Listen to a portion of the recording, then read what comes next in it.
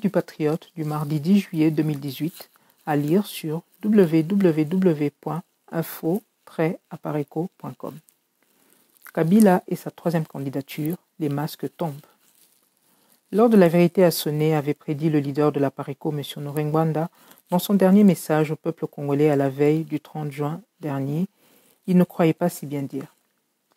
Par contre, ceux parmi les politiciens congolais et autres personnalités des églises et du monde scientifique qui avaient rabâché les oreilles des Congolais avec des faux espoirs que l'imposteur rwandais, Hippolyte Kanambe, céderait aux pressions des décideurs de la communauté internationale, en ont eu pour leur compte. En effet, lorsque le président angolais Lourenço avait lancé sa mise en garde contre Kinshasa, les naïfs avaient jubilé, prédisant l'invasion imminente de Kinshasa par l'armée angolaise sur ordre des États-Unis.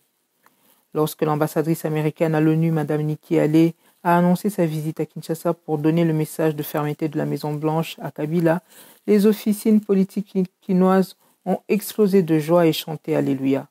Et lorsque le SG de l'ONU, M. Antonio Guterres, a à son tour annoncé sa visite au même imposteur au pouvoir à Kinshasa, les larbins au sein de la prétendue opposition congolaise à Kinshasa ont jubilé, voyant par là la confirmation de leur rêve des élections sans Kabila avant la fin de cette année.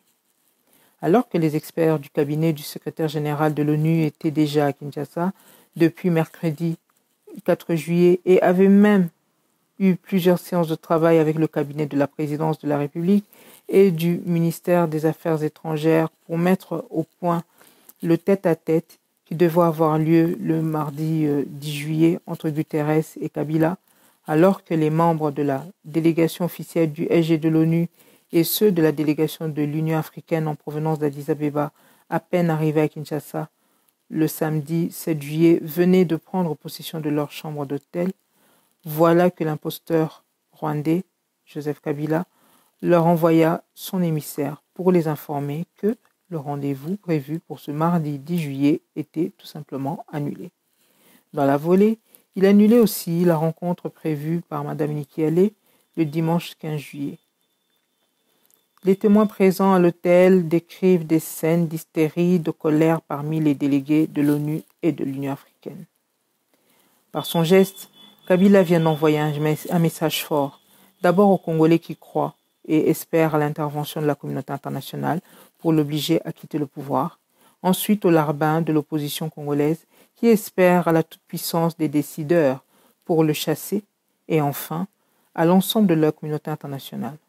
Aux uns et aux autres, Kabila veut leur faire comprendre qu'à ses yeux, la communauté internationale ressemble à un chien qui aboie, mais qui ne mord jamais. Et il a des références solides dans la région. Nkurunziza au Burundi, Sassou Nguesso au Congo-Brazzaville et récemment son propre mentor, Kagame au Rwanda. Dans les trois cas, la communauté internationale a aboyé, même très fort, comme au Burundi. Mais rien ne s'est passé. On renvoya peut-être à la fois le secrétaire général de l'ONU, le président de l'Union africaine et l'ambassadrice des États-Unis à l'ONU, qui venaient tous les trois pour le menacer en vue d'obtenir la confirmation qu'il ne serait plus candidat à sa propre succession. Kabila a levé le voile du peu de doute qui demeurait encore chez le dernier des sceptiques. Sous-titre: le FCC égale Afdelbis. Depuis le début de l'invasion, la stratégie de base qui a fait progresser le processus d'occupation de la RDC est l'utilisation des citoyens congolais comme masque pour cacher le visage de l'envahisseur rwandais et faire passer l'agression pour une révolte interne. Le masque utilisé par le Rwanda en 1996 et 1997 était l'AFDEL de triste mémoire. Ce conglomérat d'aventuriers avec en sa tête une marionnette qu'on a présentée au monde comme étant le leader de cette pseudo-révolution. Et lorsque leur entreprise diabolique a connu un blocage politique et militaire quelques années après, les occupants de la RDC ont inventé le dialogue intercongolais qu'ils ont organisé à Sun City. Lors de ces assises, ils se sont servis des politiciens congolais, toujours eux, pour faire croire au monde entier que les leaders politiques congolais se sont réunis à Sun City pour trouver des solutions idoines à leurs problèmes internes. Mais en réalité, ce fut une astuce pour leur permettre de renforcer les racines de l'occupation afin de mieux contrôler les arcanes des institutions de la RDC. Maintenant que l'ennemi est de nouveau en sérieuse difficulté quant à la continuité de son régime et à sa légitimité, et pour crédibiliser et légaliser le maintien de son système d'occupation, il a besoin de recourir de nouveau à son masque congolais. Et cette fois-ci, ce masque porte le nom du Front commun pour le Congo, FCC en sigle.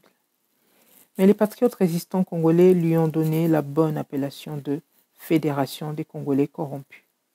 Ce fourre-tout a besoin de regrouper en son sein des ramassis congolais de tous bords qui seront mis au devant de la scène pour réclamer et appuyer la troisième candidature de Kabila. Ce dernier a donné des instructions fermes à la Banque centrale de mobiliser les billets verts dont raffolent les politicards congolais, tant de l'opposition que de la mangeoire kabiliste, pour gonfler l'effectif des corrompus. Voilà pourquoi les lobbyistes du Tutsi Power ont besoin de ratisser large dans l'opération en cours au point de recourir même à l'intoxication. C'est ainsi que Félix Kabange Numbi, ministre de l'Aménagement du Territoire, ne s'est pas gêné de clamer et d'insister devant les médias plus d'une fois dans ses commentaires que même la Pareco d'Honoré Ngwanda est avec nous. En effet, ils ont besoin du FCC comme leur cache-sexe pour ne pas exhiber la laideur de leurs véritables objectifs politiques. Les Congolais se laisseront-ils berner de nouveau par cette énième supercherie des occupants rwandais? Sous-titre: Dr Mukwege et le CLC font-ils cap vers la Pareco et la résistance? Devant l'évidence de la vérité, certains Congolais commencent à faire des soubresauts qui donnent des signes encore timides d'un début de réveil patriotique. Personne de sérieux ne peut remettre en question ou feindre d'ignorer l'immense travail humain qu'a réalisé notre compatriote Mukwege à l'est de la RDC. L'ignorer, c'est faire montre d'une malhonnêteté intellectuelle. Mais la résistance congolaise lui a toujours reproché sa langue de bois quand il s'agit de stigmatiser l'occupation et de désigner les coupables qui sont à la base de ces nombreux crimes dont il s'est fait le réparateur. Elle lui a aussi reproché son discours alambiqué qui consiste à réclamer les élections comme la solution à tous ces crimes. Dernièrement, Dr Mukwege vient de faire un premier pas. Il vient d'affirmer clairement que les élections ne sont pas la solution à la crise congolaise. Il faut d'abord libérer le pays. Notre compatriote vient de faire là un premier virage important qui nous pousse à l'encourager d'aller de l'avant vers d'autres étapes plus décisives.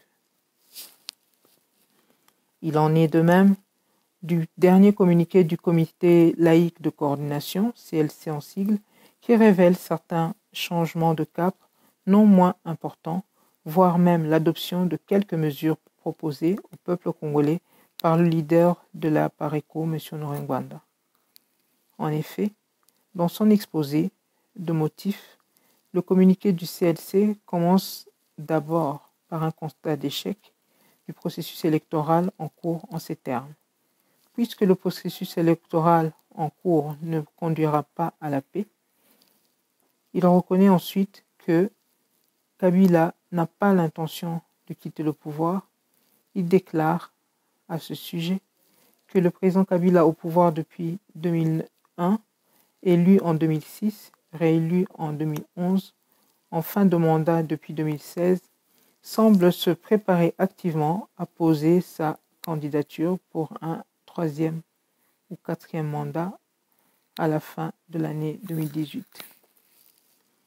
Et parmi les mesures envisagées, le CLC prévoit d'inviter le peuple congolais à ne plus reconnaître l'institution président de la République, incarnée par Kabila. Il compte inviter la communauté internationale à ne plus reconnaître Kabila comme le représentant des intérêts du peuple congolais. Et enfin, il compte inviter le peuple congolais au mois d'août prochain aux actes de désobéissance civique. Comme on le voit, Dr Mukwege et le CLC sont encore au niveau du balbutiement des analyses et des mesures que prône la résistance congolaise. La PARECO est son leader. Il leur manque le courage de franchir le Rubicon en affirmant clairement que le pays étant occupé, les Congolais de tous bords doivent catégoriquement refuser de se faire instrumentaliser par les forces d'occupation extérieures, d'où qu'elles viennent, et s'engager dans une lutte à travers la désobéissance civique et le soulèvement populaire pour mettre fin au processus d'occupation et de balkanisation.